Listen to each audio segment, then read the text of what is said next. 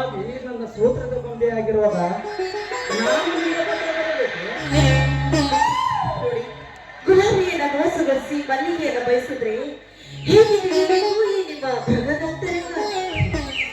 ಅಂತರಂಗ ಅರಿಯದೆ ಕೇವಲ ಸುಖಕ್ಕಾಗಿ ಸಂಗಾತಿಯನ್ನು ಕಟ್ಟಿಕೊಂಡಿರುತ್ತಂದ್ರೆ ಅದು ಭಂಗವೇ ಸರಿಯಾದರೆ. ಹೋಗ್ಲಿ ಬಿಡಿ, ಒಂದು ಮಾತು ಹೇಳಿದ್ರೆ 10 ಮಾತನಾಡುವ ಮನುಷ್ಯರು ನೀವು. ಅಂದ ಹಾಗೆ ಈ ಪತ್ರ ಯಾರಿಗೆ ಬರೆದಿರುವಿರಿ? ಏಕೆ ನನ್ನ ಮೇಲೆ ನಿನಗೆ ಆ ವಿಶ್ವಾಸದಿಂದ ನಾನು ಕೇಳ್ತಾ ಇರೋದು. ನೋಡಿ, ನಿಮ್ಮ ಅರ್ಧಾಂಗಿನಿಯ ಪಟ್ಟವನ್ನಿರುವ ಪಟ್ಟ ಧರಿಸಿ ನಾನಾಗಿರುವಾಗ ನಾನು ಕೇಳೋದ್ರಲ್ಲಿ ಏನ್ ತಪ್ಪಿದೆ?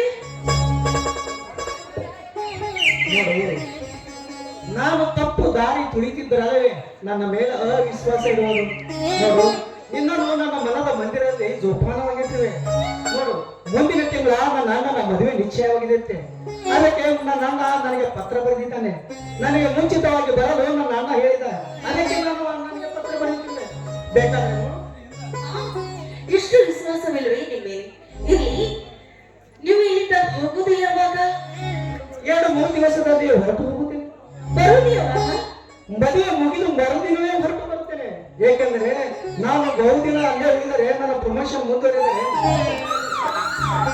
ನೋಡಿ, ಈಗ ಎಷ್ಟು ದಿವಸ ನಿಮ್ಮನ್ನು ಬಿಟ್ಟು ನಾನು ಕಷ್ಟ ಅನುಭವಿಸಬೇಕು ಏನೋ. ಕಾಲೇಜ್ ದಿನಗಳಲ್ಲಿ ಪ್ರತಿ ಕ್ಷಣದಲ್ಲಿ ನೀವು ನನ್ನ ಮುಂದೆ ಇರ್ತಾ ಇದ್ರಿ. ಆದ್ರೆ ಈಗ 20 ದಿವಸ ಅಂದ್ರೆ ನಿಮ್ಮನ್ನು ಬಿಟ್ಟು ಇರಬೇಕು ಅಂದ್ರೆ ನನಗೆ ತುಂಬಾ ಕಷ್ಟ ಆಗುತ್ತೆ. ನೀನು ಕೂಡ 8 ದಿವಸ ನೀನು ನಿಮ್ಮ ಊರಿಗೆ ಹೋಗಿ ನೋಡಿ, ಹೋಗುವುದಾಗಿದ್ದೇನೋ ನಿಜ, ಆದ್ರೆ ಊರಿಗೆ ಬರಬಾರ್ದೆಂದು ನಮ್ಮ ತಂದೆಯವರ ಆಜ್ಞೆ ಆಗಿದೆ. ಯಾಕೆ? ನಿಮ್ಮ ಅಣ್ಣನ ಮದುವೆ ನಿಶ್ಚಯವಾದಂತೆ ನಮ್ಮ ತಂಗಿಯ ಮದುವೆ ಕೂಡ ನಿಶ್ಚಯವಾಗಿದೆ. ಅದಕ್ಕೆ ನಮ್ಮ ತಂದೆಯವರು ಊರಿಗೆ ಬರಬೇಡ ಎಂದು ಪತ್ರ ಹಾಕಿದ್ದಾರೆ. ಹುಚ್ಚಿ, ಯಾವ ತಂಗಿಯ ಮದುವೆಗೆ ಯಾವ ತಂದೆಯವರು ಬರಬೇಡ ಎಂದು ಪತ್ರ ಬರೀತಾನೇನೆ? ಆದ್ರೆ ನಮ್ಮ ತಂಗಿಯ ಮದುವೆ ವಿಷಾದ ತುಂಬಿದ ವಿಚಿತ್ರವಾಗಿದೆ. ನೋಡಿ ಜಗದೀಶ್, ನನ್ನ ತಂಗಿಯೊಬ್ಬಳು ಕರುಣೆ. ಹೌದು ಜಗದೀಶ್, ನನ್ನ ತಂದೆಗೆ 2 ಹೆಂಡತಿರು. ಮೊದಲೇ ಹೆಂಡತಿಗೆ ಬೇಗ ಮಕ್ಕಳಾಗ್ಲಿಲ್ಲ ಅಂತ ಮತ್ತೊಂದು ಹೆಣ್ಣನ್ನ ಮದುವೆಯಾಗಿ ನನ್ನನ್ನ ಹಿಡಿದ್ರು. ಆ ದೇವರ ಅನುಗ್ರಹದಿಂದ ಅವರ ಮೊದಲೇ ಹೆಂಡತಿಗೂ ಒಂದು ಹೆಣ್ಣು ಮಗುವಾಗಿ ಅವರ ತಾಯಿ ಸತ್ತು ಹೋದ್ರು.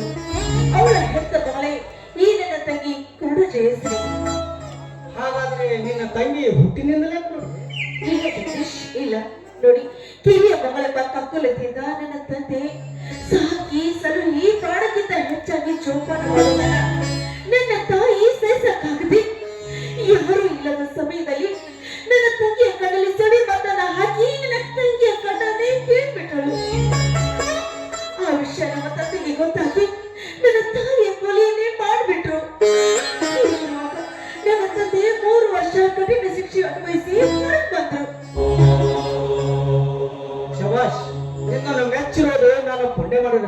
ಆದರೆ ಅದರ ಮುಂದೆ ಏನು ಅಂದ್ರೆ ಬಿಡುಗಡೆಯಾಗಿ ಬಂದ ನನ್ನ ತಂದೆ ನನ್ನ ಹಾಗೂ ನನ್ನ ತಂಗಿನ ಕಣ್ಣಲ್ಲಿ ಕಣ್ಣಿಟ್ಟು ಕಾಪಾಡಿ ನನ್ನ ವಿದ್ಯಾಭ್ಯಾಸ ಕಲಿಸಿದ್ರು. ನಮ್ಮ ತಂಗಿನ ಮನೆಯಲ್ಲಿ ಇಟ್ಟುಕೊಂಡು ಮಹಾರಾಣಿಯನ್ನಾಗಿ ನೋಡಿಕೊಂಡು ನಮ್ಮ ತಂಗಿಯ ಮದುವೆ ಮಾಡುವ ಸಲುವಾಗಿ ಎಷ್ಟೇ ಹೊರ ಪುರುಷರು ಬಂದ್ರು ನನ್ನನ್ನೇ ಮೆಚ್ಚಿಕೊಳ್ಳುತ್ತಾರೆ ವಿನಃ ನಮ್ಮ ತಂಗಿನ ಮದುವೆ ಆಗಲು ಯಾರು ಒಪ್ಪಿಕೊಳ್ಳಲಿಲ್ಲ. ಆದ್ರೆ ಒಂದು ದಿವಸ ನಮ್ಮ ತಂಗಿಯವರು ನನ್ನನ್ನ ತೋರಿಸಿ ನಮ್ಮ ತಂಗಿಯನ್ನ ಮದುವೆ ಮಾಡಲು ಸಿದ್ಧರಾಗಿದ್ದಾರೆ. ಅದಕ್ಕೆ ನಮ್ಮ ತಂದೆಯವರು ಊರಿಗೆ ಬರಬೇಡ ಎಂದು ಪತ್ರ ಹಾಕಿದ್ದಾರೆ. ರಾಜಶ್ರೀ, ನಿಜಕ್ಕೂ ನಿಮ್ಮ ತಂದೆ ಬಹಳ ದೊಡ್ಡ ಮನುಷ್ಯರು.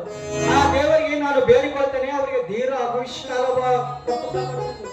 ಆದರೆ ಒಂದು ಮಾತು ಹೇಳುತ್ತೇನೆ. ಏನಿದು? ನೋಡು, ನಿನ್ನ ಮುಖವನ್ನು ತೋರಿಸಿ ನಿನ್ನ ತಂಗಿಯ ಲಗ್ನವನ್ನು ಹೂಡಿದ ನಿಮ್ಮ ತಂದೆ. ಆದರೆ ನಿನ್ನ ತಂಗಿಯ ಮುಖವನ್ನು ಕಂಡು ಅವಳ ಗಂಡ ಕಂಡವರ ಮುಂದೆ ಅವರಿಗೆ ಅಪಮಾನ ಮಾಡಿದರೆ ನೋಡಿ ಜಗದೀಶ್, ಇದಕ್ಕೆ ನೀವೇ ಒಂದು ಮಾರ್ಗ ತೋರಿಸಬೇಕು. ಜಯಶ್ರೀ, ಏನೇ ಆಗಲಿ ನಿನ್ನ ತಂಗಿಯ ಮದುವೆಗೆ ನೀನು ಹೋಗುವುದನ್ನು ತಪ್ಪಿಸಬೇಕು. ನೀನು ನಿನ್ನ ತಂಗಿಯ ಮದುವೆಗೆ ಹೋಗಿ ಆಕ್ಷೇಪ ಮುಗಿಯುವ ಸಮಯದಲ್ಲಿ ನೀನು ಪ್ರತ್ಯಕ್ಷರಾಗಿ ಅಲ್ಲಿ ಇದ್ದ ವಿಷಯವನ್ನ ಎಲ್ಲ ಹೇಳಿದ್ರು. ಅವಾಗಲೇ ನಿನ್ನ ತಂಗಿಯ ಹೊಡೆದೊಡಿಸುವ ಈಗಲೇ. ಹಾಗಾದ್ರೆ ನನ್ನ ತಂಗಿಯ ಮದುವೆಗೆ ಹೋಗುವಂತೀರಾ? ಖಂಡಿತವಾಗಿ ಹೋಗು. ನೋಡಿ ತಂಗಿಯ ಈಗಲೇ ಬಹಳ ಕತ್ತಲೆಯನ್ನು ಹೊಡೆದೊಡಿಸು. ಸರಿ ಜಗದೀಶ್, ನೀವು ನಿಮ್ಮ ಅಣ್ಣನ ಮದುವೆನ ವಿಜೃಂಭಣೆಯಿಂದ ಮಾಡಬನ್ನಿ. ನಾನು ನನ್ನ ತಂಗಿಯ ಮದುವೆನ ಅದ್ದೂರಿಯಾಗಿ ಮಾಡ್ಬರ್ತೀನಿ.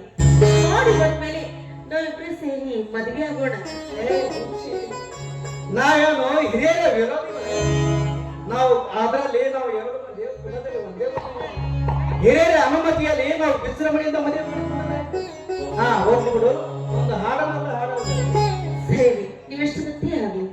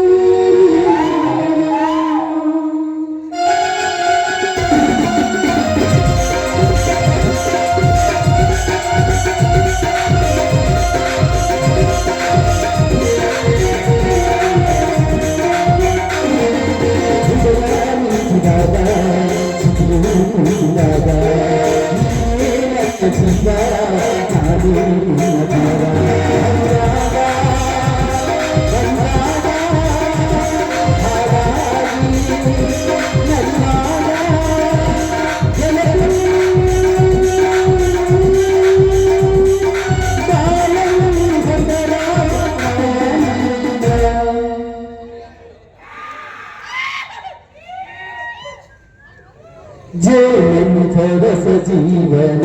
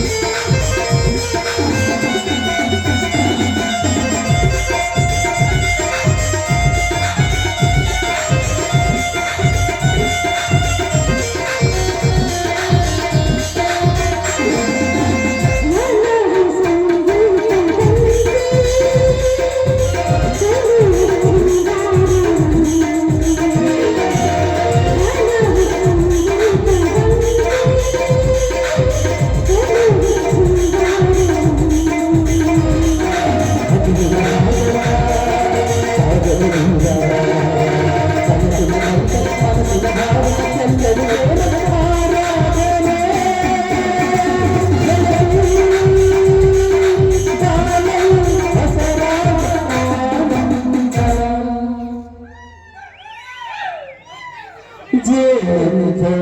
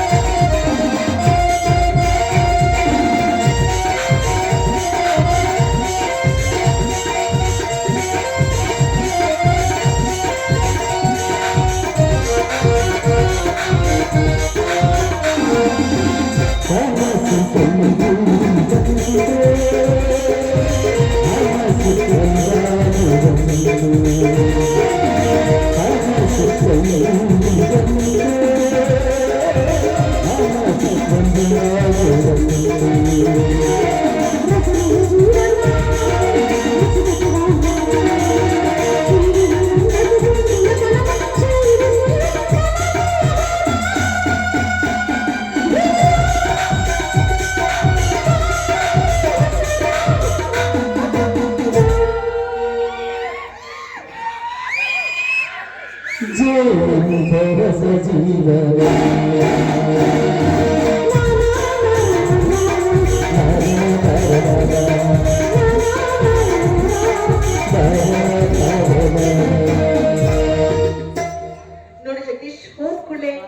ಮರಿಬೇಡಿ ಮತ್ತೆ ನನ್ನನ್ನು ಮರ್ತು ಬಿಟ್ರ ಮತ್ತೆ ಮರೆಯೋದಕ್ಕೆ ಏನು ಸಾಧ್ಯ ಹಾ, ನಾನೊಂದು ಮಾತು ಹೇಳ್ತೇನೆ, ನಿನ್ನ ತಂಗಿ ಮದುವೆ ಹೋಗೋದು ಮಾತ್ರ ತಪ್ಪಿಸಬೇಡ.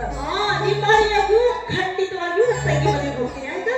ಹಾಗಾದ್ರೆ ಬರ್ಲೆ. ನೀವು ಫೋನ್ ಮಾಡೋದನ್ನ ಮರಿಬೇಡಿ. ಆಯ್ತಾ? ಬಾಯ್ ಬಾಯ್. ಬಾಯ್.